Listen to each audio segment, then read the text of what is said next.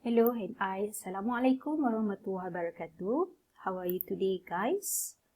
Okay, so for today we will continue with the other contents here in our chapter 4, okay, which is about the administration of loan. Okay, so we recap, okay, in our last class we already discussed in terms of what are the introduction towards the credit control. Okay, because the credit control is one of the department that we will be doing the administration of loan. Okay, so let's say if the customers unable to pay back their debt or unable to pay their loan on time, okay, so all these are responsibility of the credit control department, okay, which is for them to administrate the loan and how for to strategize to inform the customers, okay, and also to help the customers, okay, in order for them to pay back their debt. Okay, so this is what we had learned in our previous class, which is based on our learning objective. Okay, in our previous class we already covered in terms of the introduction, okay, towards the administration of loan and also towards the credit control department. Okay, and then what are the role and responsibility of the board of directors? Okay, so the role and responsibility of the board of directors, okay, in order for them, okay, to ensure the proper management of the credit risk. So that's why the role and responsibility of the credit department is the role and responsibility of the BOD is very important in order for them to manage the credit risk. Okay, and also to have a standard and also the policies that relating with the credit risk. Okay, and afterwards we also already discussed in terms of the evaluation process for the credit activities. Okay, so for the evaluation of the credit for the evaluation process for the credit activities, so we already discussed what are the certain process, okay, in order for us to do in order for the banking institution to do for the credit control. Okay, so they will go through a certain process in order for them to evaluate the customers before they want to approving the loan. Okay, so this is about the evaluation process for the credit activities. Okay, so all this we already discussed in our previous class, okay, in terms of the administration of loan. So for today, we will continue with the other part started from the credit granting criteria, okay, credit appraisal requirement, and also risk measurement. Okay, so inshallah for today we will continue with the other part in the chapter 4, okay, about the administration of loan. Okay, so now we will continue with our slides, okay, in chapter 4. So this is a slide given to all of you for chapter 4. So we just will recap back, okay, in our previous class we already discussed for the introduction for the credit control. Okay, and then you should know, okay, for the credit control is one of the department in the banking institution in order for them to have a proper credit control and also how they can control and also give a strategies for the customer in order for them to pay on time all the loans or the debt, okay, in the banking institution. Okay, and then we also already go through about the role and responsibility of the board of directors. Okay, and then okay, we also already discussed in terms of the, okay, next in terms of the availability of effective management information system, because for the credit control they must have a good, okay, system in order for, or database in order for them to evaluate the customers, in order for them to approve a credit to the customer. So they must have a good database, they must have a good report. Okay, so all these are in order for them to monitor and also control for the credit risk in the banking institution. Okay, and then we also already go through in terms of the what are the adequate policies and procedures, okay, in the banking institution, okay, in order for them to have a guideline for their credit activities. So for all the banking institution, they also must have policies and procedures, okay, to be followed.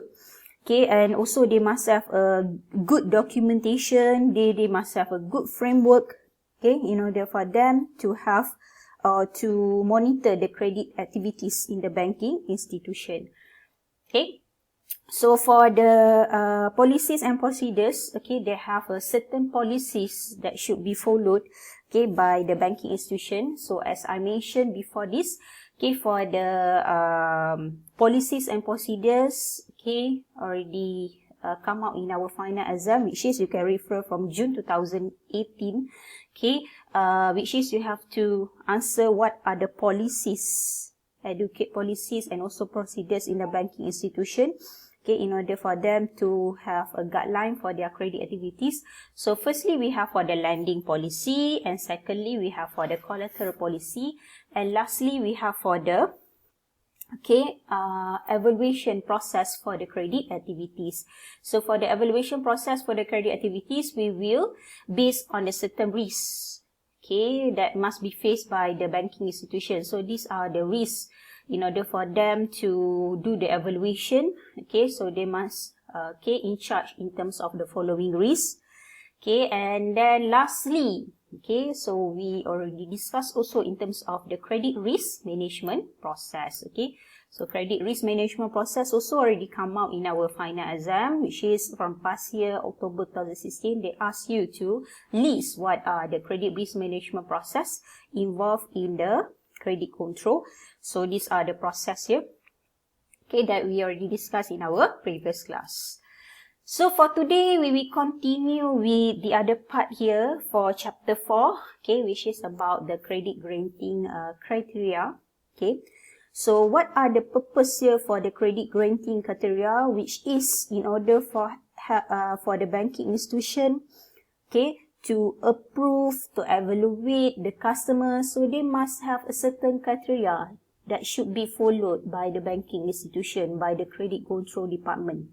Okay, so for the criteria, why is it, what are the objectives here that they should set, okay, the criteria, okay, for the credit granting criteria, which is firstly in order for them to have the eligibility of credit and amount qualified for. So based on the credit granting criteria, so all the financial institution, they can know what are the credit eligibility that should be given by the customers. So let's say if they look in terms of the background of the customers, okay, the income of the customers, so this is the suitable amount that should be given to the customers. So they have, once they have these criteria, okay, certain criteria that should be followed, so they can know what are the types of credit to be given to the customers also, okay. So they can know what are the terms and conditions to be applied on the credit granted. Okay, so this is what is the reason here. Okay, the bank should have a certain criteria should be followed. Okay, in order for them to have a credit control. Okay, so firstly for the certain process here for the credit criteria, which is firstly the bank will go through for the evaluation of credit. They will do in terms of the evaluation, penilaian. Okay, so how they will do in terms of the evaluation? Okay, so before this in our subject FIN 263, all of you already familiar, right, with the term of secret CITOS. Okay, so based on all this transaction in the secrets and also CITOS, this is how the database that they can be referred in order for them to evaluate the credits. Okay, which is in terms of the what are the background of the borrowers, what are the credit history of the borrowers. So all this we will go through in the process of evaluation of credit. Okay, so we can say that for the evaluation of credit, this process will be careful analysis by a credit analyst with expertise which commensurate with the size and complexity of the transaction.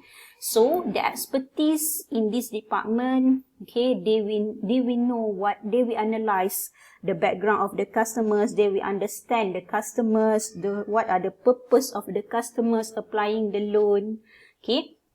And also in terms of the other part here, how they will analyze the customer, they also will look in terms of what are the industry, okay, that the customer working for. Okay, maybe a certain industry, they have a higher risk involved, right? For example, like oil and gas industry. Okay, so all these are the, what we can say, certain criteria that they will look in terms of the evaluation of credit for their customers. Okay, so especially the main purpose here for the evaluation of credit is we want to understand the borrower, the customer, what are the purpose of the customer, okay, in applying the loan, okay, before they approve the loan to be given to the customer. So this is in the first process for the evaluation of credit.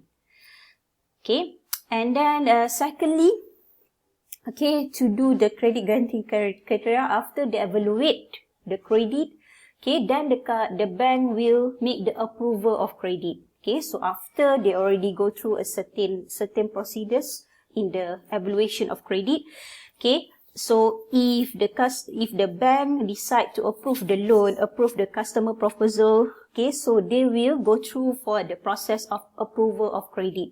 Okay, so approval of credit meaning here the institution, the banking institution, we have a written guidelines and granted by the appropriate level of management. Okay, so meaning here for the written guideline is, okay, they must have a proper or standard documentation. Okay, so they must have a documentation, okay, which is for the documentation, who will approve the documentation is of course the board of director or the top level of management. Okay, they must approve this written guideline or the documentation, okay, as the proof that they make approval of the credits to be given to the customers. Okay, so this is in terms of the approval of credit. Okay, so for the approval of credit, okay, like I mentioned earlier, they must have a standard documentation.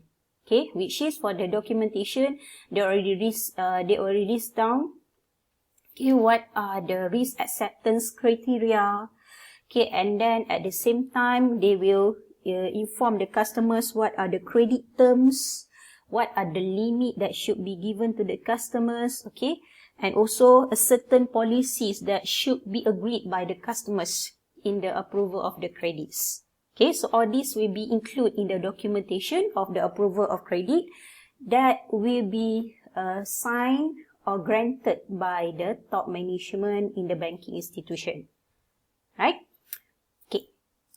Okay, next we will go through for the other part here in this chapter, which is about the credit appraisal requirement. Okay, so for the credit appraisal requirement, this is also the question that already come out in our final exam, okay, which is in question June 2018. Okay, so you can refer from June 2018. Okay, they already come out for this question. Okay, they ask students to give the answer. What are the credit appraisal requirement or the factors to be considered in doing the documentation or proving of credit? Okay, so for the credit appraisal requirement, okay, meaning here the factors that to be considered in doing the documentation or proving of credit. So these are all the content here that will be included in the documentation of credit. Okay, so before this, kita dah pergi dah kepada the approval of credit. We know that this is a standard documentation, right? Okay, that inform that the customers, okay, already the banking institution already approved to give the loan to the customers. Next, we will look in terms of what are the content in the documentation. So the content here in the documentation, it will be what are the purpose of credit, okay, what are the integrity and reputation of the borrower, what are the current risk profile, and also it can be included with the borrower's repayment history. So this is a certain factors, okay, that the banking institution will look for in order for them to approve the credit to the customers. So they will look what are the purpose. For example, in order for you to apply for the housing loan, so what are the purpose of the credit? Okay, so what types of the mortgage that the customer wants to purchase? Okay, and then what are the source of repayment? Okay, is it that the customers working in the government or private sectors, and so on. So this is about the credit appraisal requirement. in order for the banking institution approve the loan, they will look for all these factors.